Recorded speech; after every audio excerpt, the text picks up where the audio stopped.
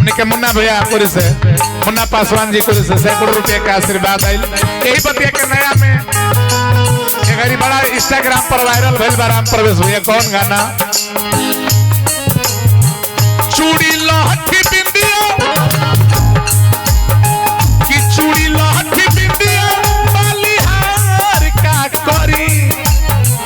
कि चूड़ी लहठी बिंदिया बलिहार का करी जब घर ही नहीं खपिया सिंगार का करी जब घर ही नहीं खपिया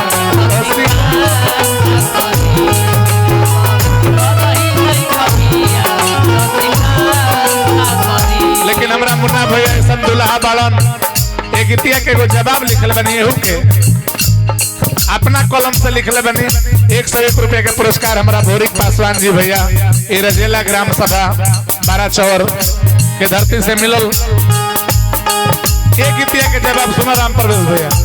ई बड़े बड़े गवैया लोग में जाला लेकिन ई गीत ना गवले होई लो। ई त गीतिया सुनो तो लेकिन हई सुना हमारा हरि भजन के डायरी में का मिली वो दुल्हावा कहत रन के सुनो तू कहत रे तो होली पर हम आवत नहीं जब दुल्हा आइलन तो कहतन कि अब आ गेल बनी। अब सुनो गुजरात रमी हो गुजरात से आ गेल बनी कि उठा उठा गोरी कि उठा उठा गोरी अब सिंगार करहो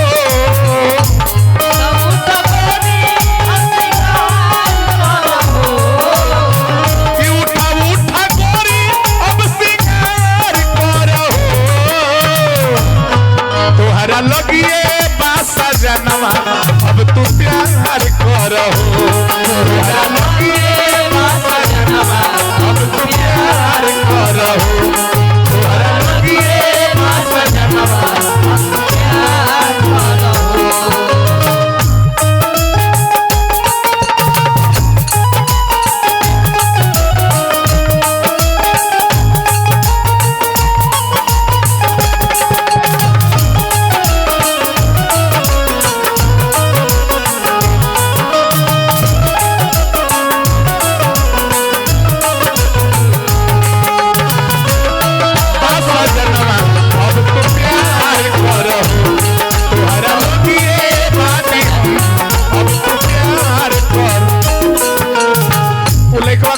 सुनो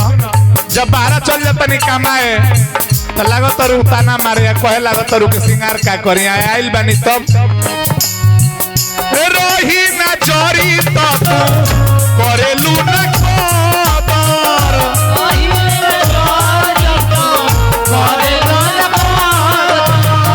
रहिला जे जरी तो करेलू ना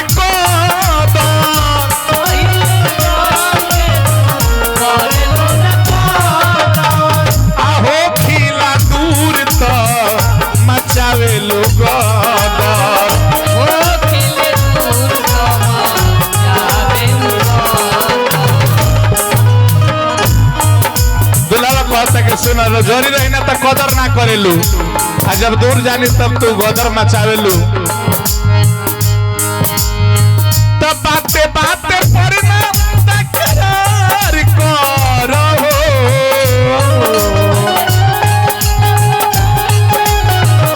कि बाते बाते पर ना तकरार करहो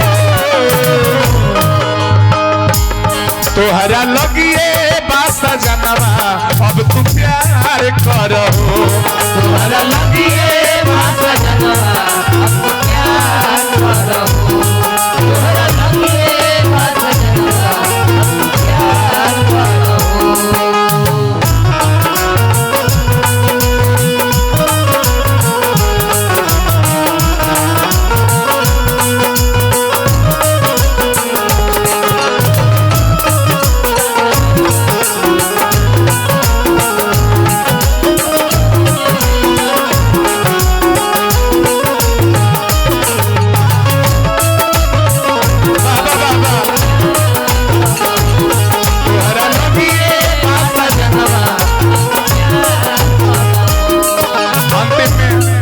दुल्हा कहतन के सुनो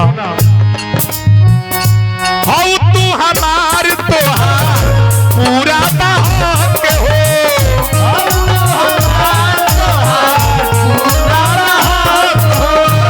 तोहरे हई तोहरे रहब पर जनी सक हो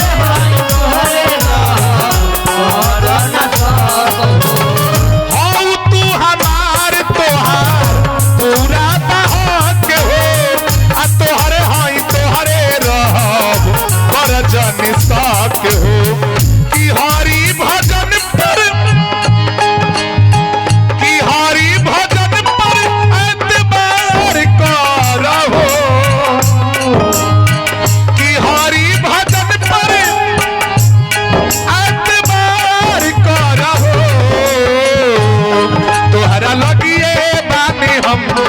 अब तू